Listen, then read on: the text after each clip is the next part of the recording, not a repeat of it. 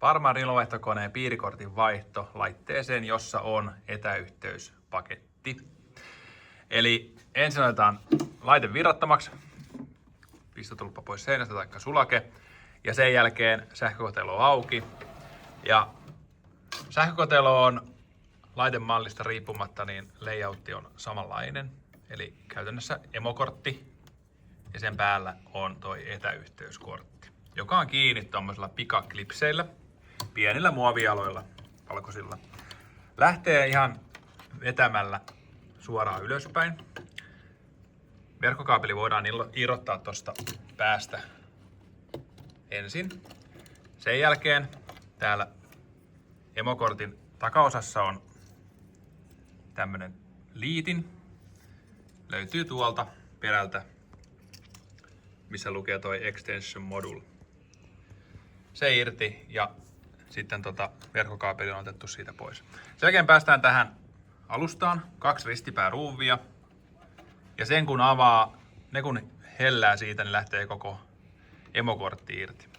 Emokortin lohkot lähtee ihan vetämällä suoraan. Vähän voi linkuttaa, niin saadaan ne irti.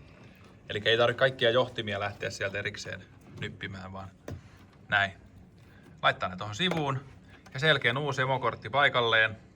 Eli uusi emokortti tulee ilman peltiä tai muoviläpyskää.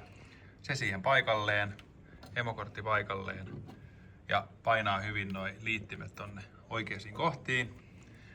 Ja sen jälkeen päälle asennetaan takaisin toi etäyhteyskortti samalla lailla, eli ensin toi oma pieni piirilevy tonne emokortin yläosaan, painetaan ne pinnit pohjaan saakka, varmistetaan, että se on pohjassa. Ja sen jälkeen noilla muovialoilla sitten tämä kortti tonne paikalle lipsahtaa sinne.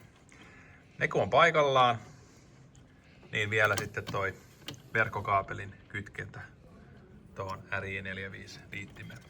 Vähän voi olla ahdas, riippuu vähän miten tää on rakennettu tää sähkötila täällä, mutta sen saa sinne kyllä liksahtamaan sitten. Voi laittaa myös ennen kortin kiinnittämistä, niin on ehkä helpompi. Sen jälkeen sähkökotelo takaisin paikalleen, katsoo, että johdot menee nätisti sinne. Ettei mikään jää mikään reunan väliin ja näin. Ja sitten ruuvit kiinni ja sen jälkeen kone päälle.